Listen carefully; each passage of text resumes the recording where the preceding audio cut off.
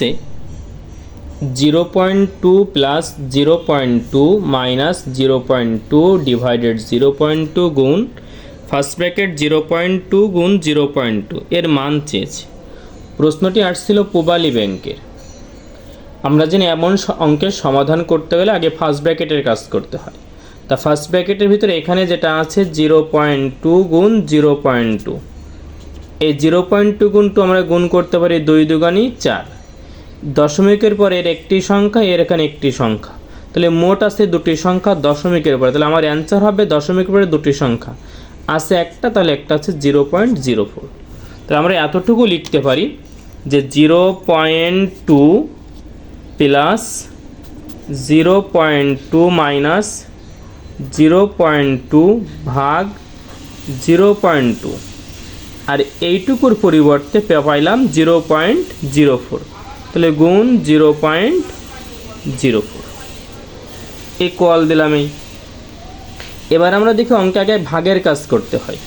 তাহলে 0.2 plus 0.2 minus 0.2, এইখানে যদি আমরা এতটুকু ভাগ করি 0.2কে 0.2 দ্বারা ভাগ করি তাহলে আমার এতটুকুর মান পাই 0.2 ভাগ 0.2, কাটাকাটি করলে এখানে 1 হতো, তাহলে আমরা এতটুকু না লিখে এখানে লিখতে পারতাম একবারে চাইলে, এতটুকু না লিখে লিখতে পারতাম যে হচ্ছে -1, তারপর গুণ ছিল এখানে 0.04, তাহলে আমার অঙ্ক দাঁড়াতো কত 0.2 প্লাস 0.2 মাইনাস 1 সঙ্গে যদি এটা গুণ করি তাহলে তাই থেকে যায় 0.04। এখন অঙ্ক দেখি, এতটুকু আগে যোগ তারপর এটা মাইনাস, তাহলে আমরা যোগটা এমনভাবে করতে পারি যে 0.2 প্লাস 0.2, 2 আর 2 4, অতএব 0.4,